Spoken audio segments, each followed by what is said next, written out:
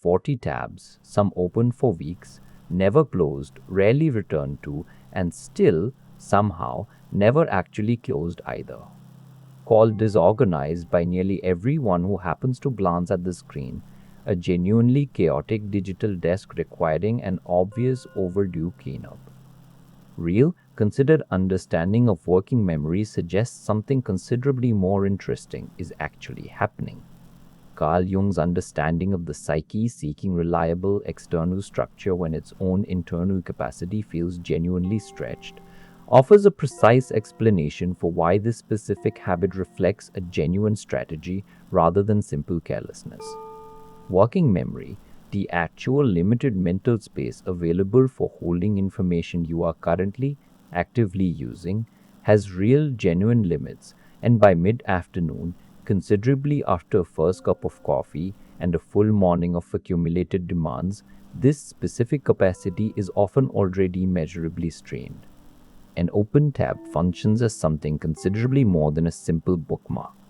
It becomes an external, physical extension of exactly this limited internal capacity, a genuine place to park a partially finished thought, an unresolved task, a piece of information not yet ready to be fully processed, without actually requiring your own already stretched mind to hold it entirely on its own. Jung's understanding adds a genuinely useful, deeper layer to why the screen specifically becomes this exact, reliable shelf. He believed the psyche naturally seeks external stable structure whenever its own internal capacity feels genuinely overwhelmed, and a browser tab offers something a person's own memory. By late afternoon and after considerable accumulated demand, often cannot reliably offer on its own, a fixed, visible, unchanging placeholder that will remain exactly where it was left until your own mind actually has genuine capacity to return to it.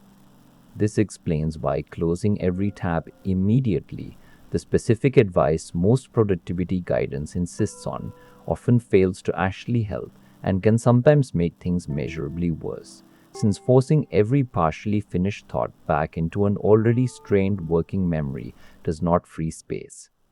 It simply relocates the exact same cognitive burden from a reliable external location back into an internal system that was already honestly struggling to hold it in the first place.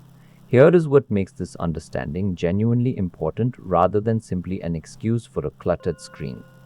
This reveals something considerably more useful than a productivity failing, that the actual number of open tabs often reflects the genuine current level of demand a person is managing, rather than reflecting anything meaningful about their actual discipline or their actual organizational skill. A person managing considerable genuine complexity across their entire day may legitimately require more of this exact external support than someone managing a considerably simpler, less demanding stretch of time. Here is what actually helps in working with this understanding directly. It helps to distinguish honestly between tabs that are genuinely actively serving this exact function, holding real unfinished thoughts you will actually return to, and tabs that have simply accumulated past the point of any genuine remaining usefulness, since this distinction reveals which tabs deserve continued deliberate protection and which ones can genuinely, safely close. There is a second thing worth practicing directly. It helps to periodically, deliberately review the accumulated tabs rather than either closing them all reflexively or leaving them to accumulate indefinitely. Since this small, regular practice allows the genuine, useful function of external memory to continue operating without gradually drifting into actual unmanageable clutter. There is a third, genuinely important piece worth naming.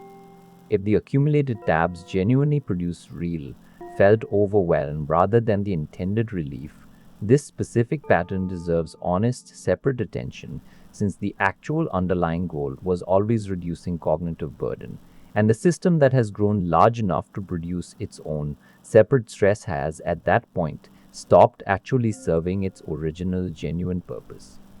If you recognize this specific pattern of accumulated, unclosed browser tabs, hear this clearly. This was never simple disorganization or a lack of discipline.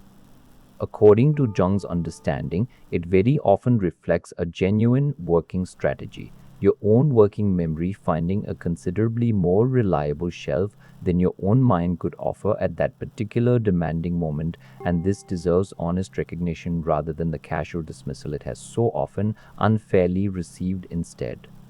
Think honestly about your own accumulated tabs and consider how many of them are actually genuinely still serving this exact function versus how many have simply drifted past any real remaining usefulness.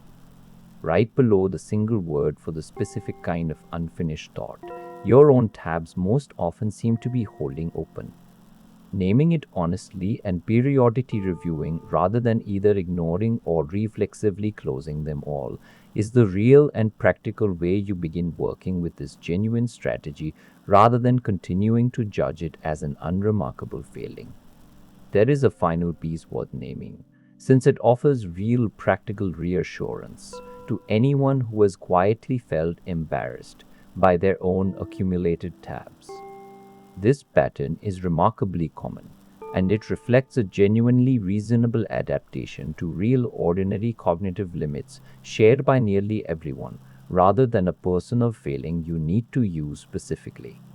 Most people managing considerable daily demand eventually arrive at some version of this exact same strategy, whether through open tabs, sticky notes, or some other external reliable placeholder for their own mind cannot yet fully release because keeping 40 browser tabs open for weeks was never, according to Carl Jung's understanding, simple disorganization. It very often reflected a genuine working strategy, your own working memory finding a more reliable shelf than your own mind could offer.